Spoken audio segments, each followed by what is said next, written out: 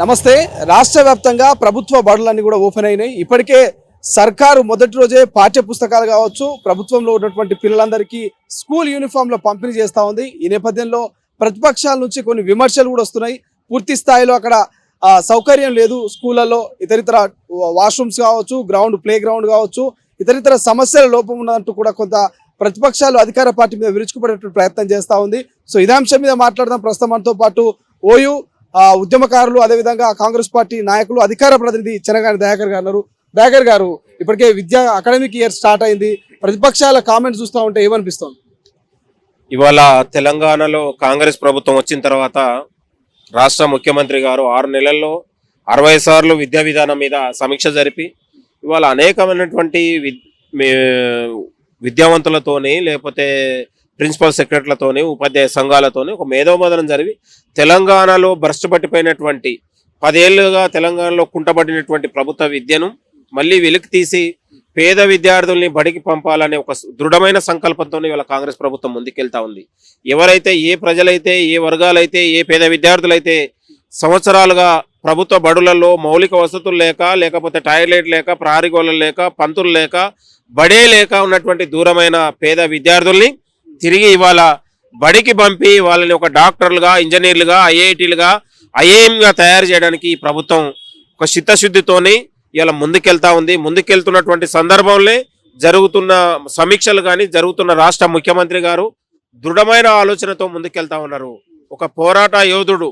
10 ఏళ్ల కాలంలో కాంగ్రెస్ పార్టీకి అనేకమైనటువంటి సవాళ్ళు, అనేక సమస్యలు, అనేక పోరాటాలను చవిచూసి ఇవాళ కాంగ్రెస్ పార్టీ అధికారం వచ్చిన తర్వాత వాటన్నిటిపైన సమీక్షలు కానీ, అన్నిటిపైన సమస్యల పరిష్కారానికి ఈ ప్రభుత్వం శ్రీకారం చుడుతుంది. కానీ ప్రధానంగా అటు బీజేపీ నాయకులు కూడా అంటున్నారు, విద్యాశాఖ మంత్రిని నియమించాలి, విద్యాశాఖ మంత్రి కావాలి అంటూ కూడా వినూత్న నిరసన వ్యక్తం చేస్తున్నారు. రాణి రుద్రమ కావచ్చు, ఇతర నాయకులు ఏం చెప్తారు? విద్యాశాఖను ఎప్పుడు నియమించే అవకాశం ఉంది? రాణి రుద్రమదేవి రోజుకు ఒక పార్టీ మారి ఆమెకే ఒక లక్ష్యం లేని ప్రయాణం చేస్తూ ఉంది. ఆమె కాసేపు కేసీఆర్ని ఓడుతుంది, కాసేపు ఇంకోని పెడుతుంది. ఆమె ఒక తాడు బొంగరం లేని నాయకురాలు. ఆమె చెప్తే మాలాంటి వాళ్ళం ప్రభుత్వం మాట్లాడాల్సిన అవసరం లేదు. రాష్ట్ర ప్రభుత్వం ఒక ప్రిన్సిపల్ సెక్రటరీని, బుర్ర వెంకటేశం గారిని, ఒక నిజాయితీ నిబద్ధత గల ఆఫీసర్ని వేసి ఇవాళ సెట్లు నిర్వహించింది. ఎక్కడ కూడా అక్రమాలు లేకుండా ఎంసెట్ నిర్వహించింది, మెడికల్ నిర్వహించింది, ఇంటర్మీడియట్ వ్యవస్థ సక్రమంగా జరిగింది, ఎస్ఎస్సి విద్యార్థులు సక్రమంగా జరిగింది. ఎక్కడ కూడా లోపాలు లేవు. మీరు గడిచిన 10 ఏళ్లలో ఇంటర్మీడియట్ విద్యార్థులు అయిపోగానే రిజల్ట్ రోజు ఆత్మహత్యలు, లొల్లులు, ఆందోళనలు, పోరాటాలు. 10వ తరగతి విద్యార్థులు పేపర్ రాయమందుకే పేపర్ లీకేజీలు, పేపర్ బయట వచ్చిన చదివిన విద్యార్థికి ఉత్తీర్ణత రాకపోవడం, అనేక ఉన్నటువంటి సవాళ్ళు. రాసిన గ్రూప్ 1 లీకేజే, రాసిన గ్రూప్ 2 లీకేజే, ఎంసెట్ లీకేజే, ఇంటర్మీడియట్ లీకేజే, తప్పు తడకలతోని గత పాలకులు 10 ఏళ్ళుగా తెలంగాణ విద్యార్థులు నరకం చూసారు. ఈ ప్రభుత్వం, కాంగ్రెస్ ప్రభుత్వం ప్రజల ప్రభుత్వం, ప్రజా ప్రభుత్వం. అలాంటి తప్పిదాలకు అవకాశం లేకుండా, గతంలో ఫిజిక్స్లో మార్కులు తక్కువ వచ్చిరని 60 మంది విద్యార్థులు ఆత్మహత్యలు చేసుకుంటే కాంగ్రెస్ పార్టీ ఆ విద్యార్థుల పక్షాన పోరాడింది. ఈ పక్కన గాంధీ భవన్ పక్కన ఉన్నటువంటి ఇంటర్మీడియట్ బోర్డు 6 నెలల గందరగోళమైన పరిస్థితి మనం చూసినాం. కాబట్టి అలాంటి అవకాశాలు లేకుండా ఒక నిబద్ధత కలిగి ఈ యొక్క విద్యా విధానం మీద విద్యాశాఖకు ఒక పరిపూర్ణమైతే ఉన్నటువంటి నాలెడ్జ్ ఉన్న పర్సన్ వేయడానికి, ఒక నిబద్ధతులైన ఒక మంత్రిని వేయడానికి.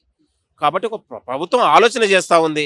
ఇవాళ మంత్రి లేకపోతే అన్ని సమీక్షలు జరగట్లేవా, అన్ని ఎగ్జామ్లు జరగట్లేవా, విద్యా విధానం ఏమైనా కుంటపడ్డదా? ఇవాళ ప్రొఫెసర్ జయశంకర్, ఆనాడు కేసీఆర్ తెలంగాణ ఉద్యమానికి శ్రీకారం చుట్టినటువంటి గొప్ప నాయకులు, తెలంగాణ జాతిపిత ఎవరైతే ప్రొఫెసర్ జయశంకర్ ఉన్నారో, ఆ జయశంకర్నే కనీసం చనిపోతే కూడా పూలదండ అయ్యని కేసీఆర్ ఇవాళ కాంగ్రెస్ ప్రభుత్వం రాగానే ప్రొఫెసర్ జయశంకర్ బడిబాట అని పెట్టి ఇవాళ ఒక ప్రజలు గౌరవించుకునే రీతిలో విద్యార్థులకు ఆదర్శంగా ఉండాలని ప్రొఫెసర్ జయశంకర్ బాట పెడితే తెలంగాణలో ఒక విశేషమైన స్పందన వస్తూ ఉంది. ఎక్కడ మీరు చూడండి, విద్యార్థి జూన్ 12వ రోజు బడికి వచ్చిన రోజే ఇవాళ యూనిఫామ్ ఇస్తూ ఉన్నారు, ఇవాళ బుక్స్ ఇస్తూ ఉన్నారు. ఇవాళ అక్కడ ఉన్నటువంటి కలెక్టర్లు, అధికారులు, ఉన్నటువంటి స్థానిక ప్రజాప్రతినిధులు ఒళ్ళల్లో గుసబెట్టుకొని ఏబిసిడీలు వీళ్ళు దిత్తా ఉండే పరిస్థితి కనపడుతుంది. గతంలో 10 ఏళ్ల కాలంలో ఏనాడైనా చూసినావా? కలెక్టర్లు కానీ, ఏదైనా స్థానిక ప్రజాప్రతినిధులు కానీ, ఎమ్మెల్యేలు కానీ, మంత్రి కానీ, ముఖ్యమంత్రి ఏనాడైనా పోయిండా? నిన్నగాక మొన్న రవీంద్ర భారతిలో 10వ తరగతి వచ్చినటువంటి వందే మాతరం ఫౌండేషన్లో రాష్ట్ర ముఖ్యమంత్రి గారు పేద విద్యార్థులు చదివినటువంటి వాళ్ళ సమస్యల్ని గాథల్ని వాళ్ళ యొక్క సమస్యల్ని కళ్ళారా చూసి దగ్గర కూర్చోబెట్టుకొని మాట్లాడారు. అంతకంటే గతంలో 10వ తరగతి విద్యార్థికి ఏనాడైనా మెడల్ ఇచ్చిండా, ఆయనడైనా మాట్లాడిండా గతంలో కేసీఆర్? వాళ్ళ గురించి మాట్లాడక వీళ్ళు ఇలా ప్రజల ఆలోచనలతోని ప్రజాప్రభుత్వం ముందుకెళ్తుంటే ఈ తాడు బొంగరం లేని ఈ నాయకురాళ్ళు, ఈ డిపాజిట్ రాని లీడర్లు వీళ్ళు కాంగ్రెస్ గురించి మాట్లాడితే మెయిన్ సమాధానం చెప్పాలండి. అసలైన తొలి వెలుగు. ఫాలో వాట్సాప్ @తొలి వెలుగు official.